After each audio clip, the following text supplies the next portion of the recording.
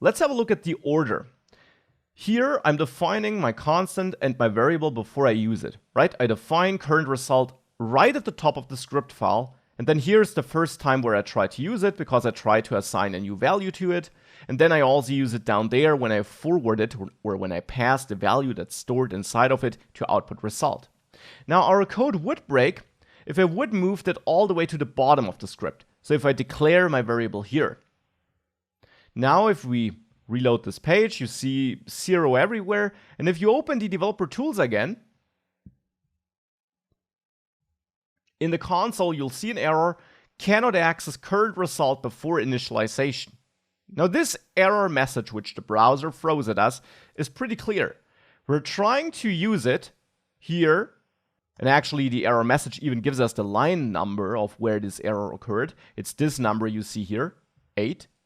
So as you see in line number 8, and indeed that's the problematic number here, we're getting an error because we're trying to assign something to the current result variable without defining it first. So in JavaScript, when using the let or the const keyword, which you should use, you need to declare your variables and constants before you use them. And declare is the part where you, well, create the variable with let or const. Then, as mentioned, for the same name, you must only declare it once. You can always reassign a value, but with let and const, you only declare it once, and you need to do that declaration before you first try to read from it or assign a value to it. You don't need to define it, so you don't need to initialize it with a value. If I just set up current result like this, this would actually be valid. If I now try to execute it, you see this runs because I declared a variable before I then use it. And since I use it by initializing it with a value here anyways, or by assigning a value here anyways, I don't need to initialize and define it up there.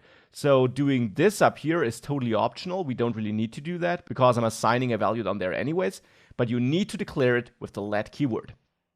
Now for functions, that's actually a bit different. I could grab this function and move it to the bottom of this file. And if I do this, please keep in mind that I do call it up here. So technically before I define it. Still, if I now reload this page, we get the same result as before. And if we have a look into the developer tools, you see no new error here. The reason for that is that for functions, we have a special behavior in JavaScript.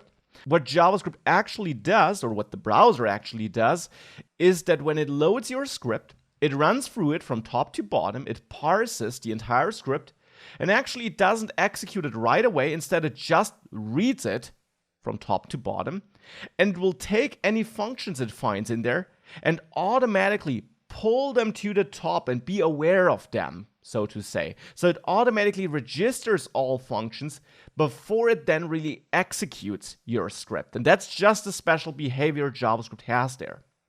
Therefore, it's up to you whether you prefer to have your functions at the bottom of your script or towards the beginning or somewhere in between. You just should try to find some consistent code style.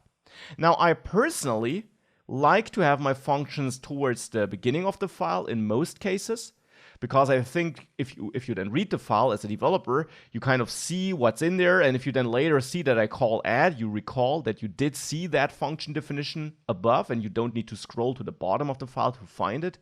But there also are developers who prefer to have their function definitions at the bottom of the file.